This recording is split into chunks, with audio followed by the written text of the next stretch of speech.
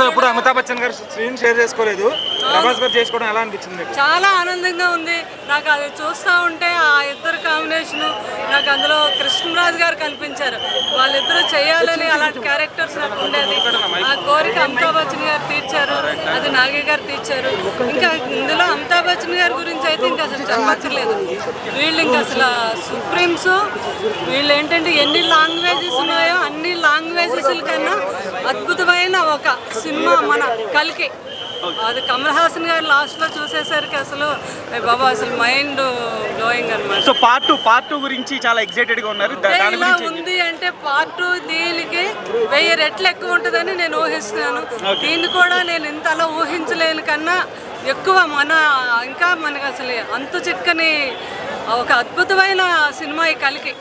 అందరికీ కూడా ఇన్ని సంవత్సరాల తర్వాత మనకి ఒక అద్భుతమైన సినిమా ఇచ్చారు మా నాగి గారు. ఇప్పుడు గారు రాజమౌళి గారు కూడా యాక్ట్ చేశారు. ఎలా అనిపించింది అమ్మా మీకు స్క్రీన్ మీద? చూస్తే నేను అది స్క్రీన్ షాట్ కూడా చూసి అందరికీ పంపించాను.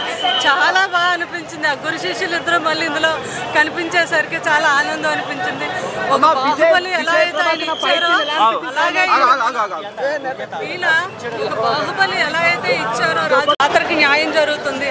అందులో మనకి క్యారెక్టర్ కనిపిస్తుంది కానీ మా బాబు ప్రభాస్ గారు కనిపించింది. లాస్ట్లో అదే సీను నాకు కనిపించింది.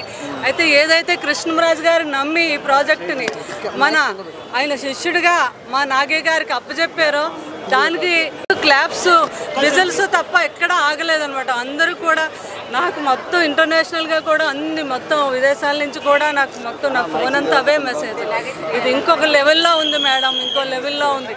ప్రభాస్ గారు అయితే అసలు ఇంకా ఆయన సుప్రీం హీరో కాదు, అసలు యూనివర్సల్ హీరో కాదు, అంతకన్నా ఎక్కువ అని అందరూ చెప్పడం నాకు చాలా గర్వంగా ఉంది. సో కూటమి విజయం సాధించిన తర్వాత వచ్చినటువంటి మొదటి పాన్ ఇండియా పెద్ద మూవీ ఇది. సో పవన్ కళ్యాణ్ గారి అభిమానులు కూడా చాలా ఆనందపడుతున్నారు. ఎందుకంటే పవన్ కళ్యాణ్ గారి అభిమానులు కూడా చాలా సపోర్ట్ చేస్తారు కలికి. సో మీరు ఏం చెప్తారు?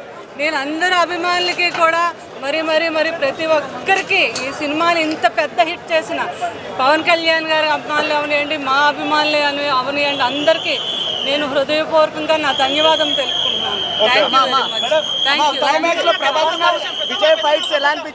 చాలా బాగున్నాయండి. అవి అయితే ఇంకో వేరే లెవెల్లో ఉన్నాయి. దీనికి మాటలు లేవు అంతే. ఓకే అమ్మా, థ్యాంక్ యూ.